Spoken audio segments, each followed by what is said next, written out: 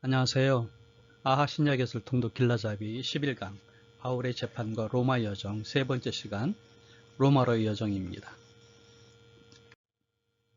11강은 모두 7개로 나눠져서 진행이 됩니다. 오늘은 그 세 번째 로마로의 여정. 사도 바울의 전도여행은 사도 행전에서 4번에 걸쳐 여행이 기록되고 있습니다. 1차부터 4차까지. 이번에 다루는 것은 4차 전도여행이 되겠죠. 4차 전도여행은 가이사랴에서 출발하죠. 시돈을 거쳐서 무라, 살모네, 라세아, 그리고 가우다를 거치면서 몰타, 멜리데, 그리고 수라구사, 레기온, 보디올, 아비오 광장, 삼관, 로마로 이어지게 됩니다. 각각의 설명들이 도표로 나와 있는데 이 도표에 대한 내용은 나중에 정리하실 때 사용하시면 좋을 것 같아요. 예루살렘에서 출발해서 가이사르로 갔고요. 여기서 이제 2년이 지난 다음에 시돈에서 배를 타고 무라항, 미항, 멜리드로 가게 되죠. 시돈에서 배를 탔습니다. 무랑을 거쳐서 여기에서 이제 갈아타죠. 그리고는 가게 되는데 일단은 그레데 섬에 도착을 하게 되면서 미항에서 풍랑을 만나서 멜리드로 가게 됩니다. 멜리데 여기에서 독사에 물렸지만은 피해가 없죠. 그리고 보블리오의 아버지의 열병과 이제를 고쳐주고 그리고 여기에서 3개월에 걸쳐 겨울을 나고 난 다음에 다시 로마로 향합니다. 수라구사를 거쳐서 레기온을 거쳐서 보디발, 그리고 아비오 광장, 삼관, 그리고 로마에 도착을 하게 되죠. 11강에서는 장면이 이렇게 나눠지게 되는데 이번 세 번째 로마로 향하는 여행이어서 27장과 28장, 시기적으로는 59년 9월 가을이라고 생각할 수 있습니다. 출발할 때 누가와 아리스토다고가 같이 동행을 하게 되죠. 근데 아리스토다고는 마게도냐 사람입니다. 우리라는 말이 나오게 되는데 세 번째 나타나게 되죠. 그래서 아리스토다고는 누가는 배의사로, 그리고 아리스토가는 이제 바울을 도와주는 그런 역할로 동행하게 되는 것 같습니다. 로마의 공물을 수송하는 알렉산드리아 배를 이제 갈아타게 되죠. 그래서 니도 맞은편을 통해서 그레드로 갑니다. 근데 미항에 도착을 했는데 이때가 금식하는 절기, 그래서 금식일이죠. 그리고 여기에서 유러걸로 광풍을 만나게 되면서 14일 동안 표를 하게 됩니다. 이때 이제 9월 14일에서 11월 11일은 항해할 때 좀 위험한 기간이어서 항해를 좀 기피하게 되죠. 그리고 이제 그 이후에는 석 달 동안 겨울이기 때문에 배를 운항하지 않습니다.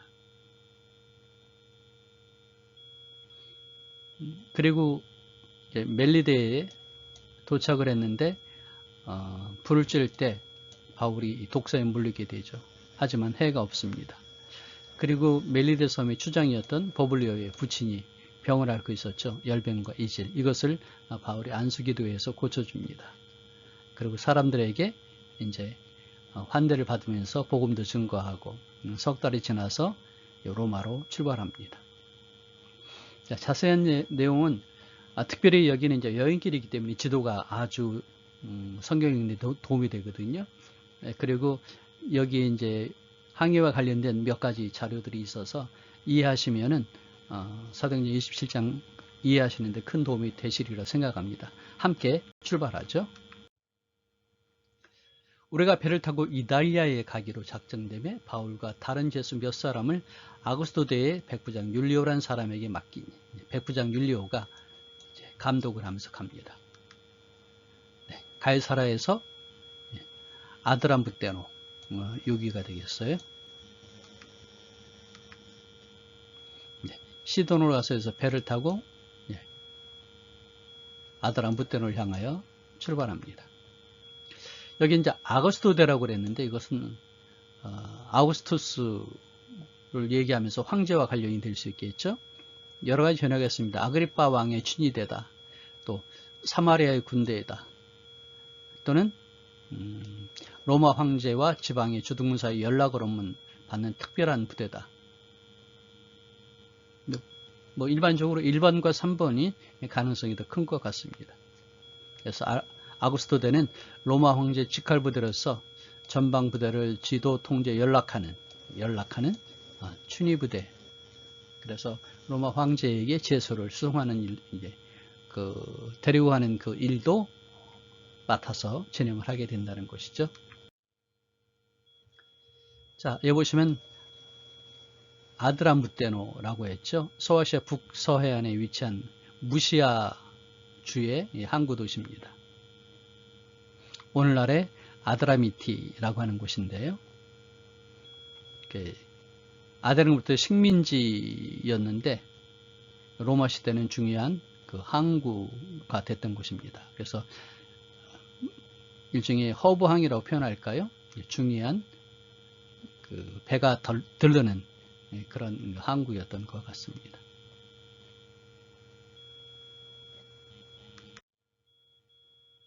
우리가 배를 타고 이탈리아에 가기로 작정되며 마게도니아 사람, 데살로니가 사람, 아리스토가고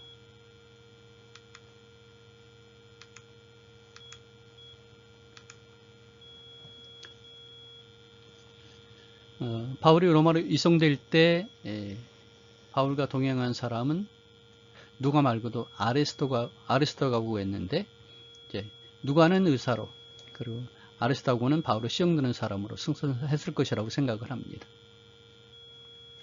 빌레몬서 24절에 그리고 골로새 4장 10절에 바울의 동역자로 다시 등장하게 됩니다.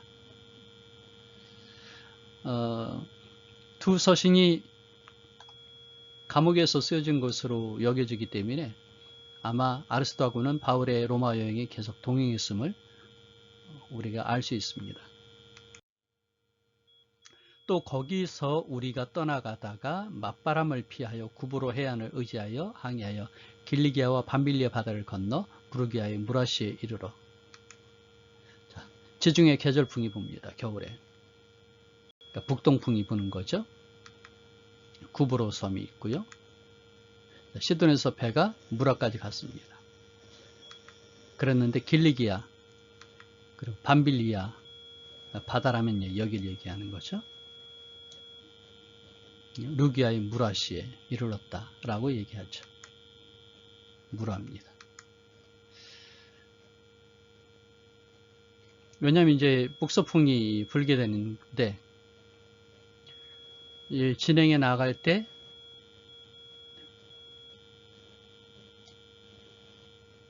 구브로 섬 이 안쪽으로 가야지 안전한 항해가 될 수 있게 되겠죠.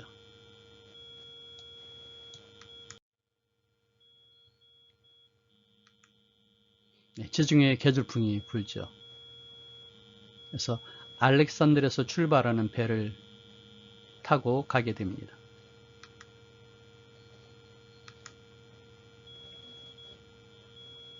이제 배가 구브를 서쪽에 두고 그리고 북상에서 길리기아와 밤빌리아 해안을 지나 항해를 계속합니다. 이때는 이제 다른 곳보다는 항해하는데 유리한 해로가 된다는 것이죠. 그리고 이제 무라 항해에 가면 애굽에서 곡물로 로마로 보내는 항구로 유명했는데, 그러니까 알렉산드리아 배라는 것이 바로 이거죠. 애굽의 알렉산드리아에서 로마로 가는 그런 중간 지점이 되겠습니다. 그래서 처음에 아드람부테노 배는 무라까지 가는 것이고, 무라에서 이제 내려가지고 로마로 가는 배를 갈아타게 된 거죠.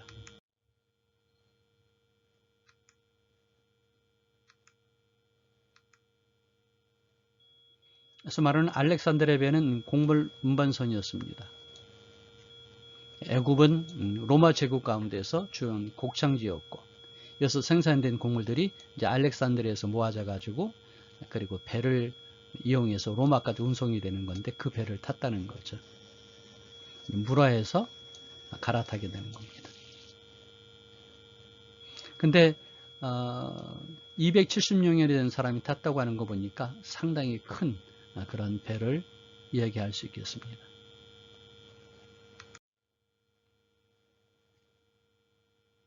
배가 더디가 여러 날 만에 간신히 니도 맞은편에 이르러, 여기가 니도가 되죠.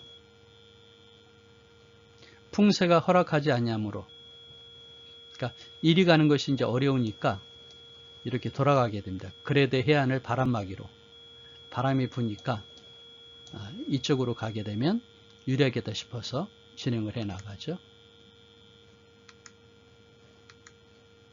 네, 그레데의 이제 살모네,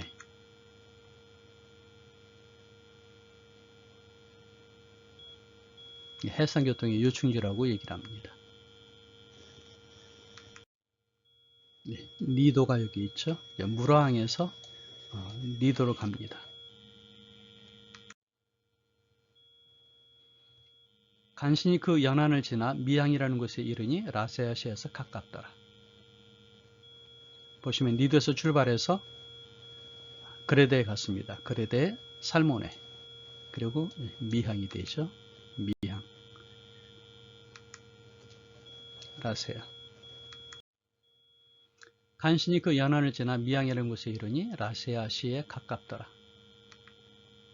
네, 처음에 그레데 섬의 살모네를 지나서 미항에 도착했습니다. 그러니까 미항은 라세아 바로 옆에 있는 곳이죠. 여기서는 이제 바울이 잠깐 있었던 곳이다 해서 사도 바울 동굴교회라고 하는 곳입니다. 미항에.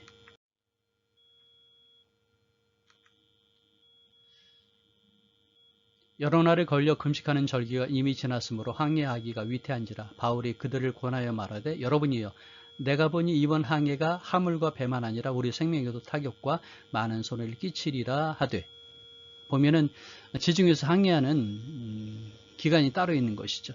그래서 요 초록색에는 항해하는 계절이지만 요 노란색은 위험합니다. 항해할 수 있긴 하지만 빨간색은 항해하지 않는 기간, 석 달이 되는 것이죠. 그래서 가이사를 떠납니다. 그리고 무라를 떠납니다.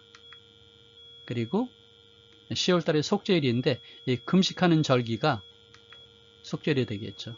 속죄일이 지나서 미항을 떠나게 됩니다.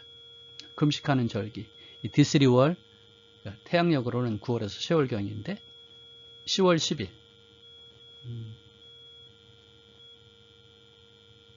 쯤으로 되겠죠. 속죄일입니다. 브루스의 계산에 따르면 AD 59년의 속죄일은 10월 5일경이었다 라고 얘기합니다. 그러니까 요 노란 부분에 있는 항해하기 어려운 기간이고, 이제 여기는 항해를 할 수 없는 곳이니까, 항해할 수 없으니까 어떻게 할까 했는데 바울은 미항에서 겨울을 나자 하는 얘기를 하는데 여러 사람들의 생각은 다른 것이죠. 자, 당시에는 태양이나 별을 보고 항해했습니다.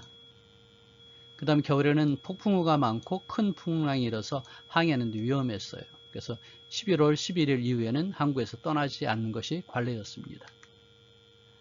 보면 4세기경의 로마인 베게티우스가 기록한 것을 보면은 몇 달간은 항해하기 매우 좋고 몇 달간은 유용하며 나머지는 완전히 불가능했다라고 얘기했는데, 베게티우스가 한 것에 구분한 것에 보면은 5월 27일에서 9월 14일까지는 항해가 괜찮았고 9월 15일에서 11월 11일까지, 그 다음에 봄이 돼서 3월 10일에서 5월 28일까지는 항해가 위험한,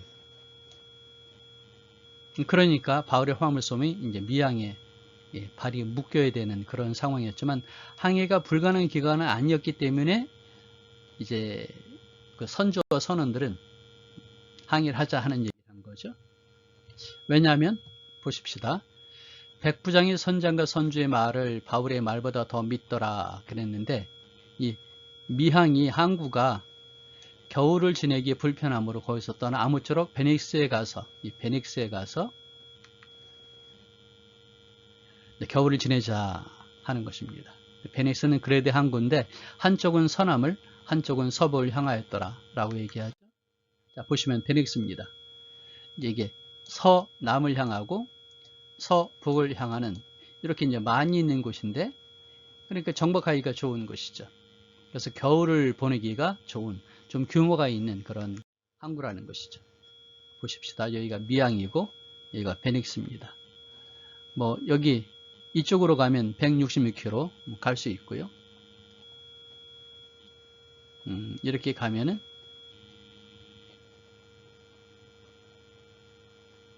좀 더 이제 돌아가는 그런 것이 되는데, 자, 아무튼 166km 그렇게 먼 곳이 아닙니다. 그냥 뭐 하루 정도면 충분히 갈 수 있는 거리잖아요. 그래서 사람들은 미항에서 출항해 가지고 베니스까지 가자는 얘기를 한 겁니다. 이 미항은 지금도 그렇게 큰 항구가 아니에요. 작은 어촌 정도입니다. 그렇다면은 이렇게 많은 사람들이 있었으니까 베닉스로 가는 것이 오히려 더 합리적일 수도 있죠. 근데 바울은 그렇게 하지 말자라고 얘기합니다.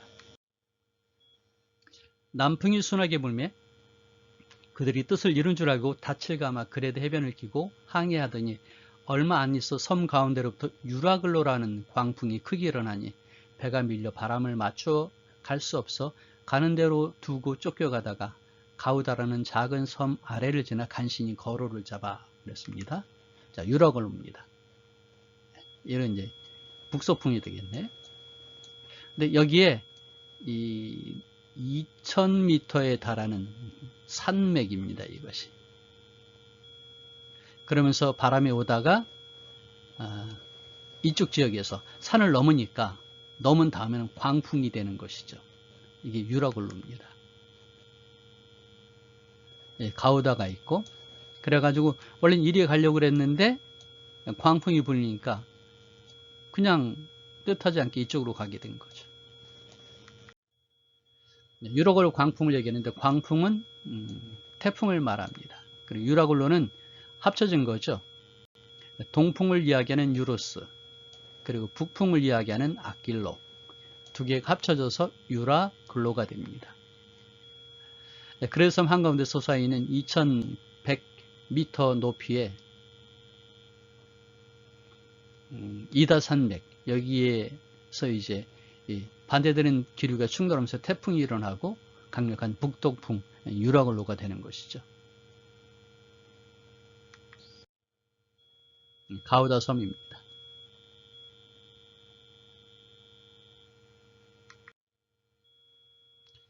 끌어올리고 줄을 가지고 선처로 둘러 감고 스루디스에 걸릴까 두려워하여 연장을 내리고 그냥 쫓겨가더니,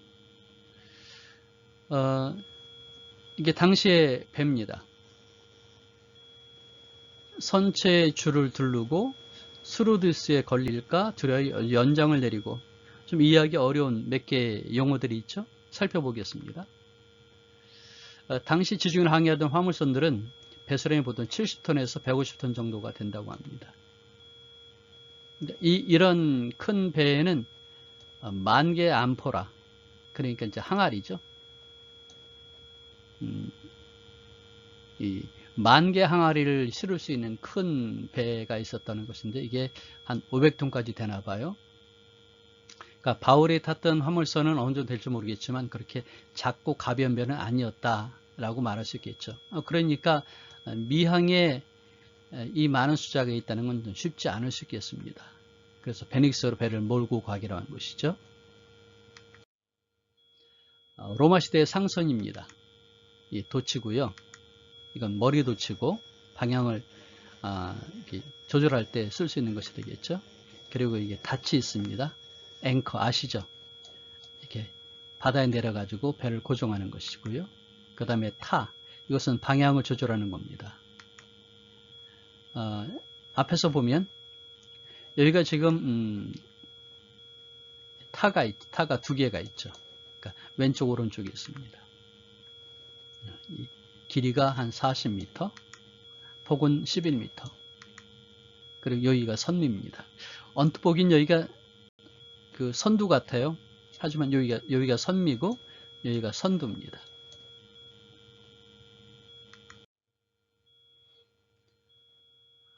줄을 가지고 선체를 둘러감았다 해서 이렇게 선체를 둘러감은 겁니다. 감은 거죠. 그래서 여기 이렇게 둘러감았다는 거예요.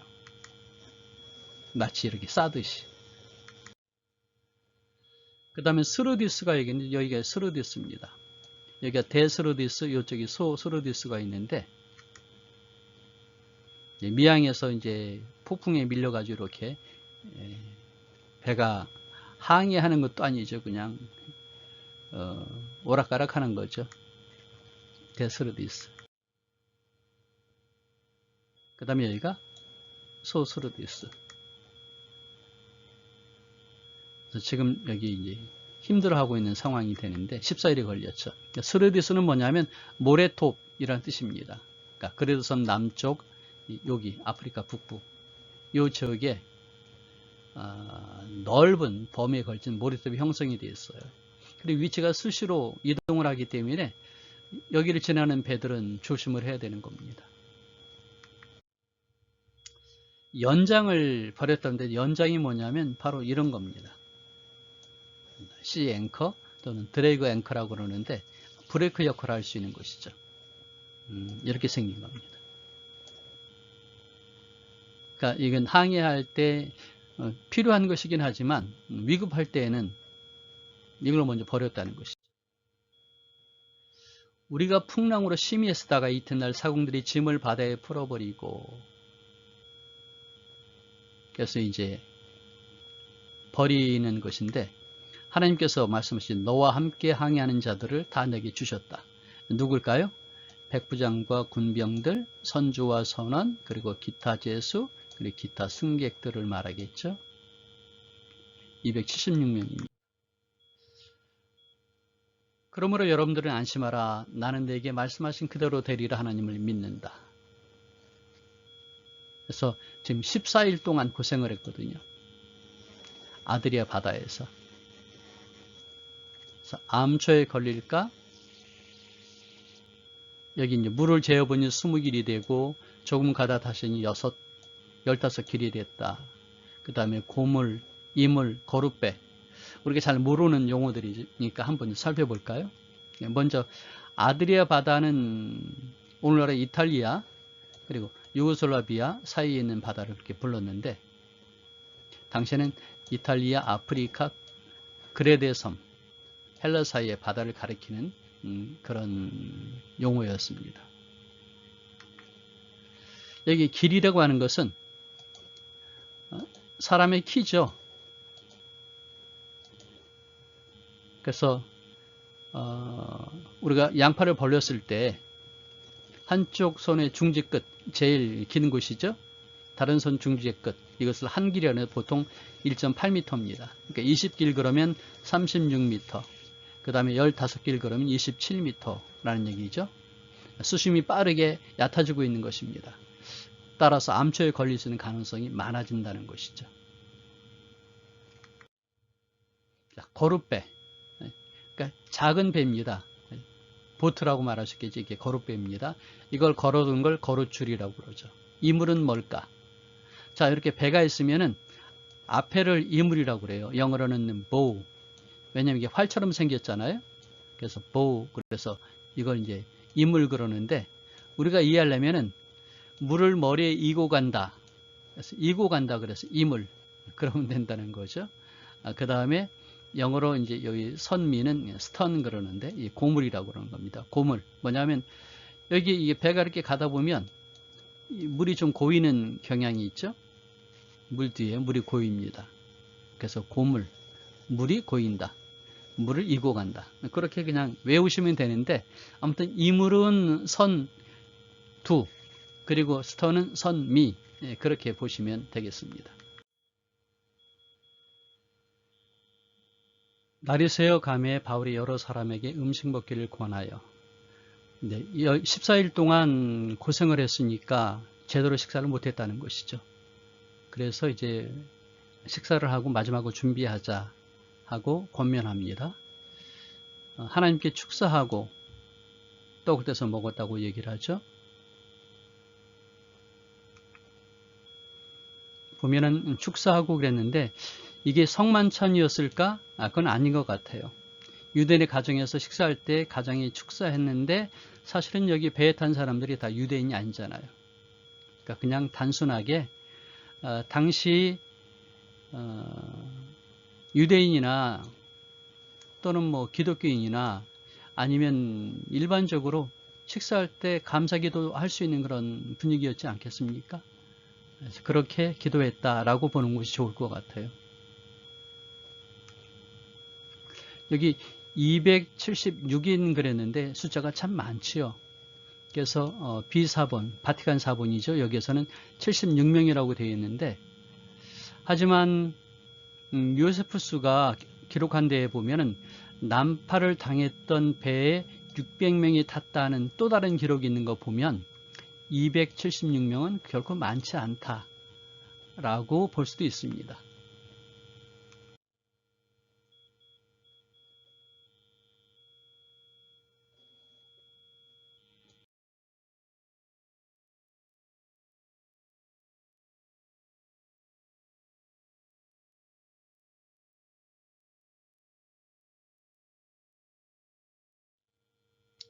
두 물이 합하여 흐르는 곳을 만나 배를 걸매. 두 물이 무슨 물일까요? 이 물을 부딪혀 움직일 수 없이 붓고 고물은 큰 물결에 깨어져 가니. 자, 보시겠습니다. 두 물이 합쳤다고 그랬는데 이것은 육지의 물입니다. 담수죠. 그리고 바닷물입니다. 이게 만나는 곳, 그것을 얘기하는 거죠. 자, 이 물은 깨어지고 그랬는데 배 바로 앞부분이 점토층에 처박혀서 움직일 수 없게 됐어요. 그러니까 고물 뒷부분은 부딪힐 때 충격과 뒤에서 때려대는 파도에 의해서 깨어져 가기 시작했음을 얘기해 주는 것입니다. 그러니까 이 물은 점토층에 처박히고 고물은 파도에 깨어지고 그걸 설명하고 있습니다. 자, 여기가 이제 멜리데 섬인데 어디일까요? 바로 여기가 지금 바울만이거든요. 나중에 이름이 붙었는데 한번 볼까요? 예, 바울만입니다. 지금 이쪽 여기가 두 물이 만나는 곳이라는 것이죠. 두 물이 만나는 곳. 예, 나중에 붙인 이름인데 여기는 이제 바울섬이라고 그랬어요.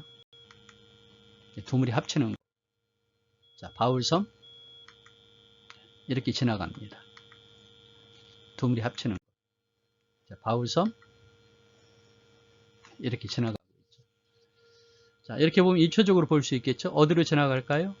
네, 바울섬인데 이렇게 바로 여기를 지나갔다는 겁니다. 자, 다시 다른 곳에서 보면 바울섬이 있고 자, 어느 위치인지 아시겠죠? 그러니까 이렇게 육지에서 먼 곳은 아닙니다. 헤엄쳐 갈 수 있을 만한 그런 곳이 되기도 하죠. 여기 이제 나중에 교회가 세워졌어요. 바울 교회로. 바울의 동상이고요.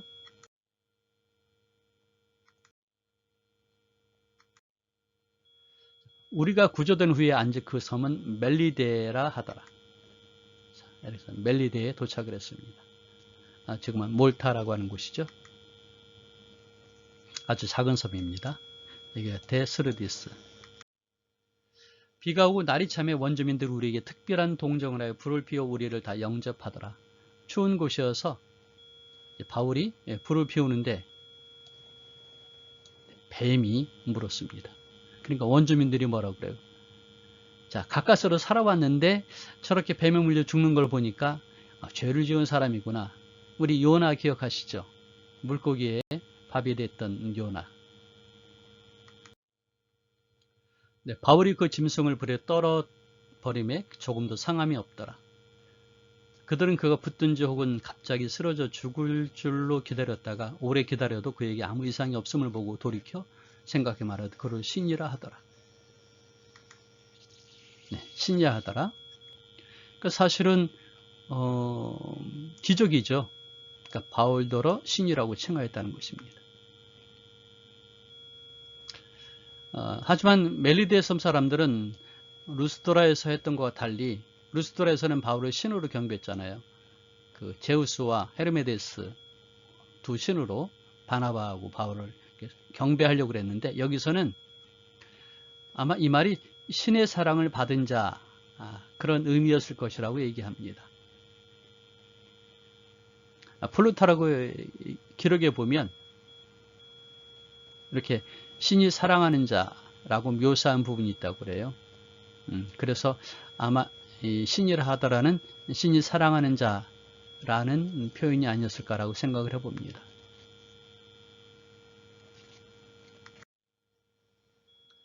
보블리오의 친척 부친이 열병과 이지를 알았어요. 여기서 열병은 이 지역에 퍼졌던 말라리아 같은 것으로 생각을 할 수 있습니다. 보통 4개월 이상 고통을 당한다고 그러는데 이게 2년에 4년 지속되기도 하고 목숨을 잃는다는 것이죠. 그러니까 이거 대단히 힘든 것이었다는 것이고, 그 다음에 이질, 이건 이제 그 학문이 문제가 되는 것이죠. 그러니까 사실 참 괴롭고 힘든 것이었는데 바울이 기도와 안수로 고쳐줬다는 것이죠. 자, 그리고 석 달이 지났습니다. 그래서 알렉산드리아 배가 또 이곳을 지나가게 돼서 그 배를 타고 로마로 가게 됐는데 그 배의 머리 장식이 디오스구르라고 하죠. 한번 좀 그림으로 살펴봅시다. 자, 이제 멜리데에 도착을 했어요. 그리고 3개월을 지냈습니다. 그래서 멜리데를 떠나게 되는 거죠. 사실은 이때도 항해가 쉽지 않은 것인데 여기까지가 이제 노란색이 돼야 되거든요. 항해가 어려운, 하지만은 그냥 멜리데를 떠난 거죠. 석 달 후에 우리가 그 섬에서 겨울을 난 알렉산드리아 배를 타고 떠나니 그 배의 머리 장식은 디오스구르라. 머리의 장식이라는 얘기인데, 네, 디오스구르는 뭐냐면 쌍둥이를 얘기합니다. 그리스 신화에 나오는 제우스의 아들인데 캐스터와 플룩스라고 하는 쌍둥이입니다. 이 뱃사람들은 조난당했을 때 이 쌍둥이 신이 보호해준다, 또 뭐 보호해주기도 하고 또 살려주기도 한다, 그런 얘기겠죠. 그래서 이 디오스구르를 배 이름으로 짓기도 하고 형상을 만들어서 장식을 하게 되었습니다. 보시면 이런 것들처럼 이렇게 장식을 해 놓는 것이죠.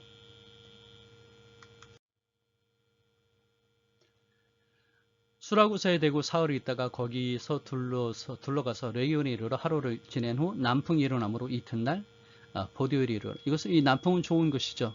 그래서 순전하게 보디오에 갔습니다. 보디오에 갔더니 형제들이 마중을 나왔어요. 그래서 1일 머물렀다고 합니다. 그리고 나서 로마로 갔습니다.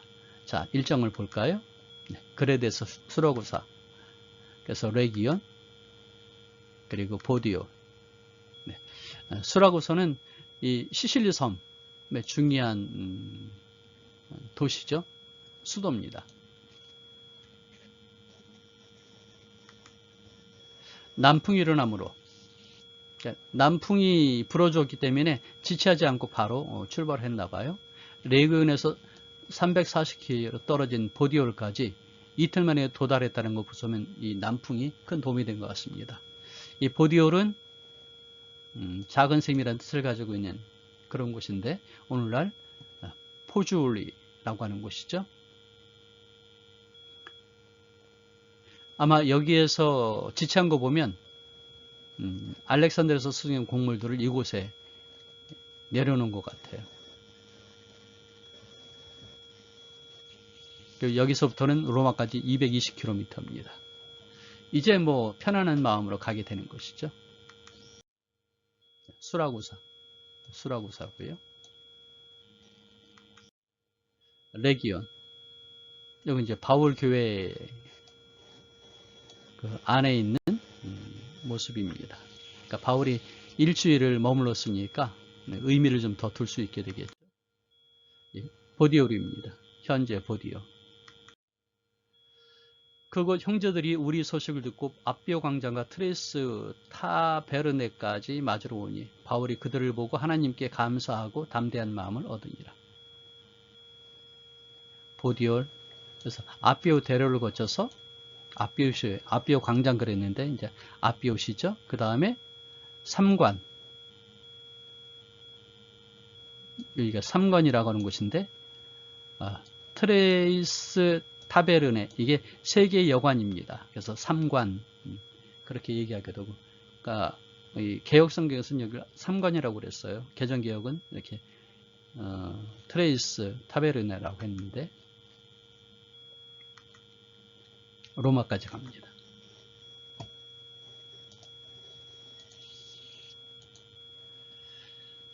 본문에서 이렇게 맞으러 왔다라고 얘기했는데 이 표현은 도시의 대표단이나 왕, 장군이 왔을 때 이제 환영하러 나온 그런 모습을 표현해 주는 거죠.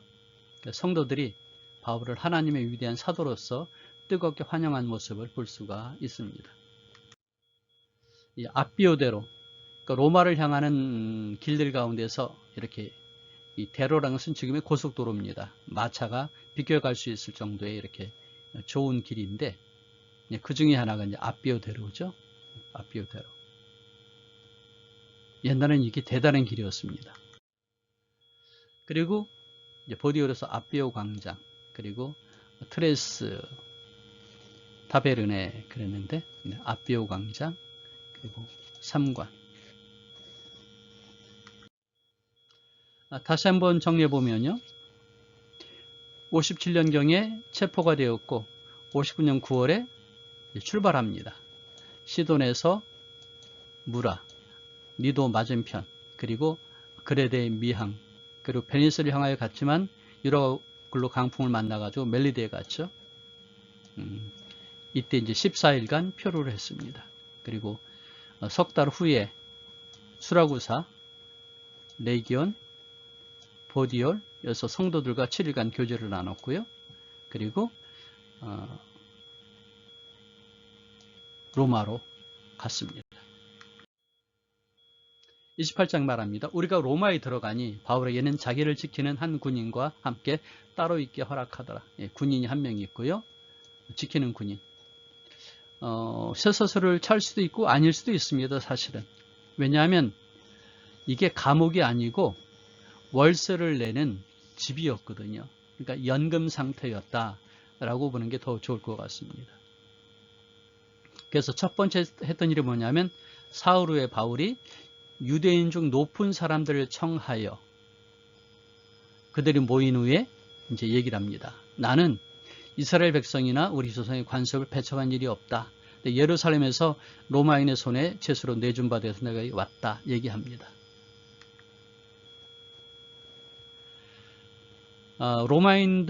로마의 유대인들이 거주한 것은 마카비 시대부터였는데 특별히 폼페이우스 장군이 BC 63년에 이제 이스라엘을 정복을 하고 그리고 많은 유대인들을 잡아갔어요. 노예로. BC 6년 유대인들이 이 아켈라오를 고소하기 위해서 50명의 대표단을 로마에 파송했을 때 그때 유대인들이 무려 8,000명이나 거기에 동조했다는 기록이 있는 거 보면 로마에 얼마나 많은 사람들이 로마에 기거했을까 하고 추정을 해볼 수 있게 되겠죠. 하여튼 유대인들을 불러가지고 이제 이스라엘 소망에 대한 이야기를 들려줍니다. 그렇죠. 어디서든지 하는 것이 부활에 대한 소망을 얘기했던 것이죠. 공회 앞에서도, 벨릭스 앞에서도, 베스도 아그리파 왕 앞에서도, 그리고 여기서도 그들이 이르되, 그러니까 우리는 너에 대해서 무슨 뭐 나쁜 얘기 들은 게 없다. 그러므로 너를 구태 이렇게 배척하지 않는다. 그러니까 날짜를 정하고 그리고 유숙하는 집에 많이 왔습니다. 지속적으로. 그래서 복음을 증거했더니 믿는 사람도 있고 믿지 않는 사람도 있었다는 것이죠. 그때 이제 믿지 않는 사람들 향하여서 선지자의 이야기를 들려줍니다.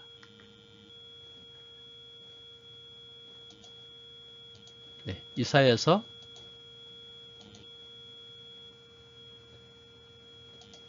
6장의 말씀이죠. 여호와께서 이르시되 가서 이 백성에게 이르기를 너희가 듣기는 들어도 깨닫지 못할 것이요 보기는 보아도 알지 못하리라 하여 이 백성의 마음을 둔하게 하며 그들의 귀가 막히고 그들의 눈이 감기게 하라. 염려하건대 그들이 눈으로 보고 귀로 듣고 마음으로 깨닫고 다시 돌아와 고침을 받을까 하노라 하시기로. 이게 이제 진정한 하나님의 마음은 아니죠. 하나님을 거부하니까 하나님께서 그 현상에 대해서 말해 주시는 거고 일종의 경고죠. 그렇게 하지 말라고 하는 경고.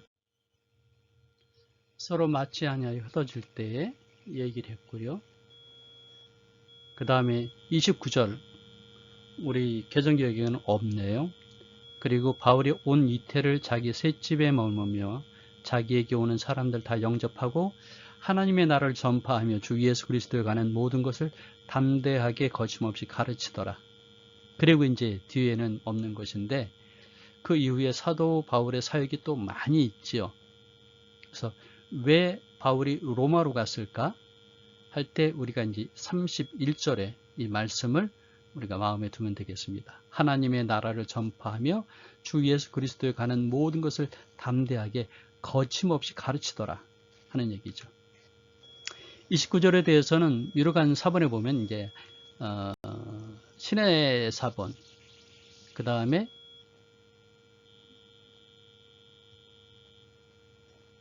알렉산드리아, 그 다음에 이제 바티칸 이런 사본들은 유력한 사본이 되는데 29절이 빠져 있어요.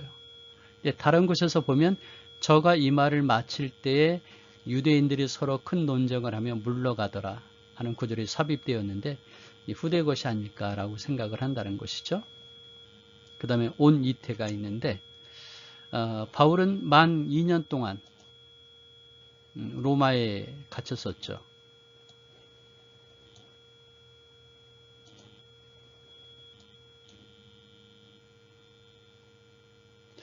왜 2년 동안 재판이 열리지 않고 연기되었을까? 판결이 지연됐을까? 하는 것은 유대인 고소자들이 재판에 승산이 없으니까 로마에 나타나지 않은 거예요. 그래서 2년이 지나면 로마 법정의 절차가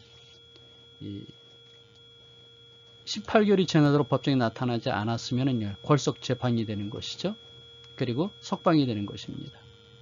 그래서 2년이 지나서 이제 석방이 되는 것인데, 자, 셋집 궁금하시죠? 이거 로마에는 산 파울로 알라 레골라라고 하는 성당입니다. 보면은 이게 사도 바울의 셋집이었다라는 그 전설이 있고 지금 이렇게 가보시면은 볼 수 있습니다. 로마 시대에 트라스테베레라고 하는 강 주변에 유대인들이 몰려서 살았어요. 이건 이제 게토라고 할 수 있는데 사실 게토라는 단어는 나중에 1516년에 사용되긴 했지만 이미 이런 현상은 있었다는 것이죠. 유대인들이 집단을 이루어서 살고 있었는데 이 항구죠. 이곳에는 많은 곡물 창고가 있었습니다. 그리고 천막 공장이 있었어요. 그러니까 천막이 이제 배에 돛대로 공급되기도 했으니까. 그리고 군인들에게 필수 장비였죠.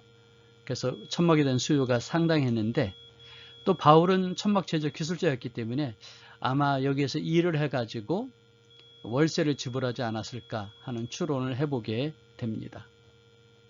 아무튼 곡물 창고에 딸린 방 한 칸을 월세로 얻어서 비록 지키는 로마 군병이 있었지만 자유롭게 오는 사람들을 맞이하고 그 다음에 그리스도의 도를 전파하는 일들을 했었다라고 우리는 생각해 볼 수 있습니다. 빌립보서 얘기하고 있죠. 형제들아 내가 당한 일이 도리어 복음 전파의 진전이 된 줄 너에게 알기를 원하노라. 복음을 증거하면서 이런 마음을 가졌던 거예요. 이러므로 나의 매임이 그리스도 안에서 모든 시위대 안과 그 밖에 모든 사람에게 나타났으니 시위대 안에 그리고 그 밖에 모든 사람에게 형제 중 다수가 나의 매임으로 말미암아 주 안에서 신뢰함으로 겁없이 하나님의 말씀을 더욱 담대히 전하게 되었느니라. 나의 간절한 기대와 소망을 따라 아무 일에든지 부끄러워하지 아니하고 지금도 전과 같이 온전히 담대하여 살든지 죽든지 내 몸에서 그리스도가 존귀하게 되게 하려 하나니. 이게 로마의 연금 상태에 있었던 사도 바울의 마음이었던 것이죠. 그리스도가 존귀케 되기를 원하는 간절한 마음으로 주어진 상황에서 최선을 다했던 모습을 볼 수가 있습니다. 자, 사도 바울의 일정에 대한 사도행전의 모습입니다. 1차 전도여행, 2차, 3차 그 사이에 예루살렘 공회의가 있었고요. 그 다음에 투옥을 당하고 그리고 로마에 갔습니다. 이렇게 1차, 2차, 3차 전도여행과 연결시켜서 사도 바울이 바울서신을 기록했죠. 그래서 1차 전도여행이 마치고 나서는 갈라디아서, 그리고 2차 전도여행이 마치고 나서는 데살로니가 전후서, 2차 전도여행 중간에, 그리고 3차 전도여행 중간에도 로마서, 고린도 전후서를 기록을 했습니다. 이 갈라디아서는 남 갈라디아서를 주장하는 경우에는 이제 요 1차 전도여행에, 그리고 북 갈라디아서를 주장하는 사람들은 이때 기록했다고 주장을 하는 것입니다. 그 다음에 이제 로마에 있을 때 옥중서신을 기록을 했죠. 다음 시간에는 에베소서, 빌립보서, 골로새서, 빌레본서를 각각 시간을 구분해 가지고 다루도록 그렇게 하겠습니다.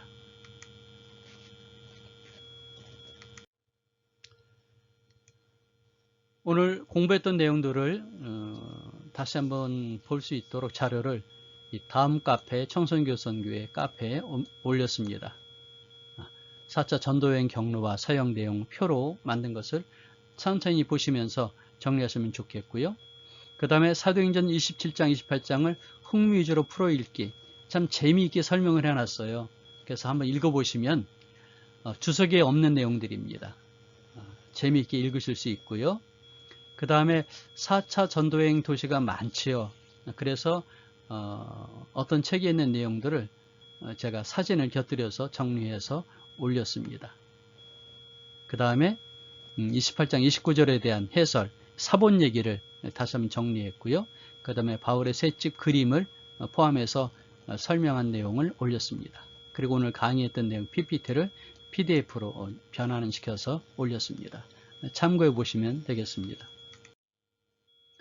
혹시 개인적으로 직접 강의하실 분들은 강의 PPT가 필요하시겠죠. 또는 이제 아래 한글 자료가 도움이 되시리라 생각합니다. 그리고 또 제가 개인적으로 강의하는 것을 필요로 하시는 교회나 단체들은 저에게 연락을 주십시오. 문자나 이메일로. 그리고 이 아하 해설 통독 세미나가 4년에 걸쳐 이제 유튜브에 업데이트 되고 있는 과정인데, 긴 시간이니까 사실 여러분들의 좀 후원이 필요합니다. 물질로 동역하기를 원하시면 이 계좌를 이용해 주시면 고맙겠습니다. 네, 함께 해주셔서 감사하고요. 우리는 다음 시간에 또 만나도록 하겠습니다. 그때까지 샬롬.